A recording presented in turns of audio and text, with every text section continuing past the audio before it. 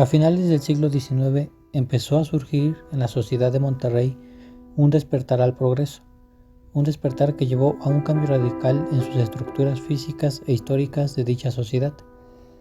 Este bello edificio le dio un aire distinto a Monterrey, marcando el ascenso y desarrollo de una ciudad pujante, que comenzó a obtener éxito tras éxito a base de sacrificio y esfuerzo.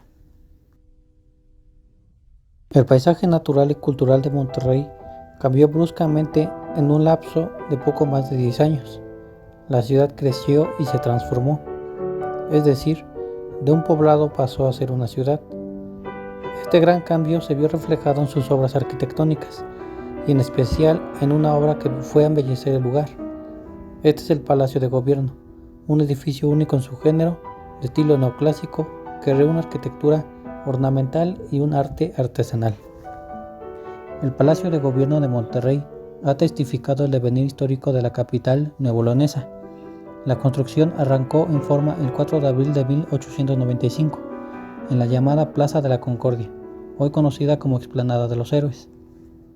El general Bernardo Reyes se encontraba al frente del gobierno de la entidad, hombre trabajador que contaba con imaginación e inteligencia. Era un visionario y, sobre todo, una persona honrada. Aun cuando don Bernardo había proyectado que la construcción del palacio se realizaría en 5 años, fueron precisos 13 para terminarla. El gobernante supo imbuir en la nueva casa de gobierno la majestuosidad republicana, la fortaleza norteña y una sobria belleza, que lo convirtieron desde entonces en un símbolo del espíritu de los nuevoleoneses. El encargado de diseñar el Palacio de Gobierno fue el ingeniero Francisco Beltrán. Por su soberbia arquitectura y por su significación histórica y política, el Palacio de Gobierno de Nuevo León se encuentra catalogado por el Instituto de Antropología e Historia, el INAH, como Monumento Nacional. De esta manera, forma parte del patrimonio cultural de nuestro país. Por otra parte, desde hace 10 años, el Palacio de Gobierno es sede del Museo del Palacio. Con tal motivo, se están realizando una serie de celebraciones para recordar la historia del Palacio y del Estado de Nuevo León.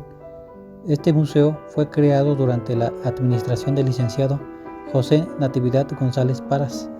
Antes de que Nuevo León contara con esta magna obra, la Casa de Gobierno había tenido otras locaciones, y la anterior fue un viejo edificio ubicado en las calles de Comercio y del Teatro, hoy Morelos y Escobedo, sitio que tuvo el honor de ser sede del Poder Ejecutivo Federal durante los 4 meses que estuvo despachando en él Benito Juárez, presidente de la República Mexicana. El predio donde se ubica el Palacio de Gobierno fue determinado por el gobernador Reyes, en un lote de la plaza principal del trazo fundacional de la ciudad de Monterrey, con medida de 51 por 88 metros. El costo de la obra fue de más de 859,000 pesos, cubiertos con impuestos y contribuciones de la población en general durante todo el tiempo que tardó en construirse.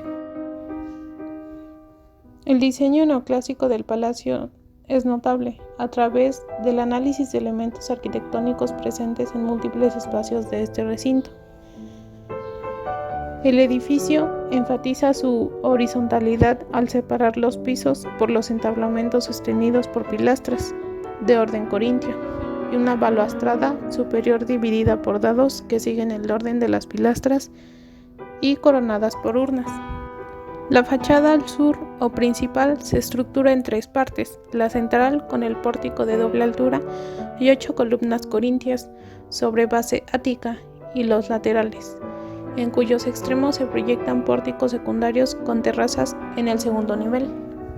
Sobre el pórtico central, un remate trapezoidal de lados cóncavos que contiene en relieve el símbolo patrio del águila frontal.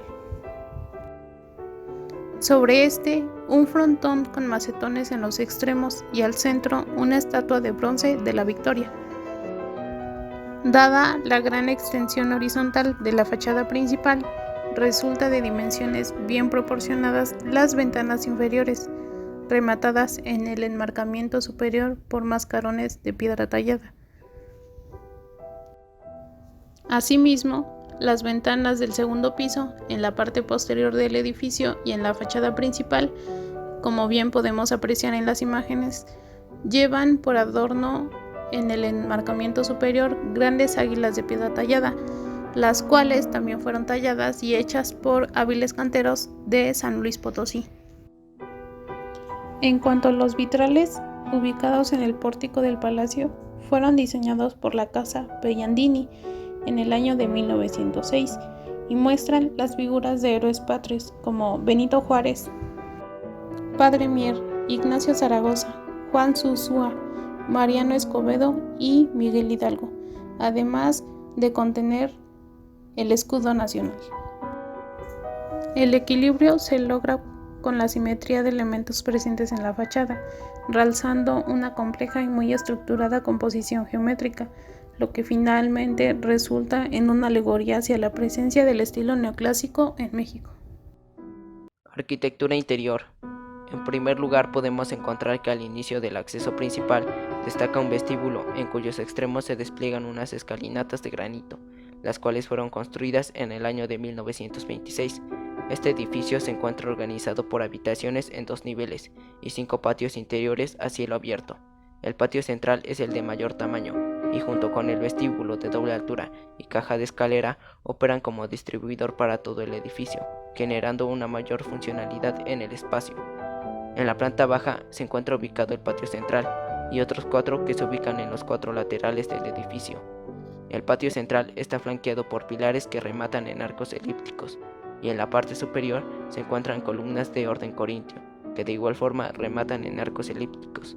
El amplio patio central se encuentra enmarcado por un pasillo en todo su perímetro, el cual sirve para conectar con el acceso de las oficinas que se encuentran ubicadas en la planta baja. En la actualidad, la planta baja alberga el Museo del Palacio, esto con el objetivo de crear un espacio que permitiera una conexión con el pasado e historia del Estado. La exposición de los antiguos salones del Palacio de Gobierno cuentan con un guión temático integrado por más de 400 piezas, entre las que se encuentran obras de arte, documentos, fotografías e indumentaria distribuida en 4 salas temáticas. El concepto se enfoca en mostrar a la comunidad la historia de la identidad en 3 marcos principales: leyes, gobierno y sociedad. En la planta alta se encuentra el espacio destinado para el gobernador del estado, así como otras áreas que denotan la impecable belleza del estilo neoclásico, tal y como el Salón Polivalente, el de las recepciones Benito Juárez, la Secretaría General de Gobierno, así como el Salón de Fray Servando Teresa de Mier. El principal material implementado en esta edificación fue la cantera rosa y gris, que es un tipo de piedra caliza natural que procede de la explotación minera. Este material fue traído desde San Luis Potosí por orden del general Bernardo Reyes. Esta cantera se encuentra principalmente en muros y columnas exteriores. Otro material es la escayola, que es una mezcla de yeso calcinado con agua, el cual se emplea para hacer molduras o como material de escultura. Gracias a estas propiedades, los recubrimientos de los muros interiores son escayolados. También se pueden encontrar camas de madera con terrado apoyadas por vigas de madera en las techumbres y los entrepisos. Podemos encontrar mosaicos de pasta, también conocidos como azulejos o mosaicos hidráulicos, estos en sus pisos interiores, los cuales se caracterizan por su gran variedad de diseños y colores. Otro material que se implementa en esta estructura es el granito. Este lo podemos encontrar en las escaleras interiores. Por último, está el hierro fundido, que se utilizó para barandales y marcos en las ventanas.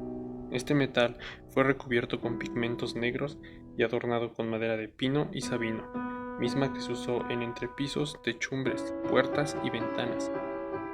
El estilo neoclásico se inspira en los monumentos de la antigüedad grecorromana, y los elementos arquitectónicos más importantes fueron los elementos básicos que corresponden a este estilo, como las columnas de orden corintio, como podemos observar en las fachadas del edificio, los frisos decorados con estilizaciones naturales, entre otros elementos arquitectónicos. Las características más primordiales de este elemento arquitectónico son las siguientes. Como primer punto tenemos la ausencia de elementos decorativos, pues a pesar de que este elemento arquitectónico cuente con algunos detalles, siempre mantenía la perspectiva del estilo neoclásico como una arquitectura pura y simétrica. También tenemos el predominio de volúmenes geométricos, elementos simétricos y no con volúmenes irregulares. porque el estilo neoclásico tenía una derivación del estilo palladiano, un estilo arquitectónico muy simétrico. Y otro de los elementos característicos principales de la arquitectura neoclásica son las columnas de orden corintio y los frisos decorados. El estilo está basado en la pureza de las líneas arquitectónicas, en la simetría y proporciones matemáticas. Otra de las características principales del edificio es que en la fachada frontal se edificó un pórtico neoclásico con columnas y relieves, algo muy característico de ese estilo. El edificio tiene proporciones en volúmenes geométricos, lo cual al observador le facilita la perspectiva al ser visto desde distintos ángulos. También podemos observar una simplicidad espacial y compositiva.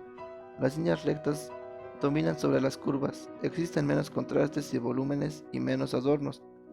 El edificio guarda proporciones basadas en volúmenes geométricos y simétricos. El sistema constructivo que presenta es el de sillería. Este sistema consiste en labrar la piedra en las caras de apoyo o base, por sus caras frontales o paramentos y por sus juntas o caras laterales, sea verticalmente o a plomo, sea según planos inclinados, en distintas y sucesivas operaciones del trabajo del cantero. El sillar se ocupa como base principal de la edificación. Al ser un material sólido y resistente, fue apto como base principal del edificio. Los sillares estaban unidos con argamasas compuestas de cal, arena y agua. Ornamentación y valor simbólico. Las ornamentaciones utilizadas en el Palacio de Gobierno realzan su belleza. Las águilas que se encuentran en las ventanas transmiten cierta solemnidad republicana, lo cual mantiene un valor simbólico del principio espiritual, ascensión y liberación de la esclavitud. El arquitrabe cuenta con 3 líneas horizontales con cintas de formas orgánicas en la parte superior e inferior, en formas de cáliz de forma erguida e invertida. La cinta central más pequeña que la anterior, con pequeños semicírculos rellenos de hojas, y la tercera hilada de perlas.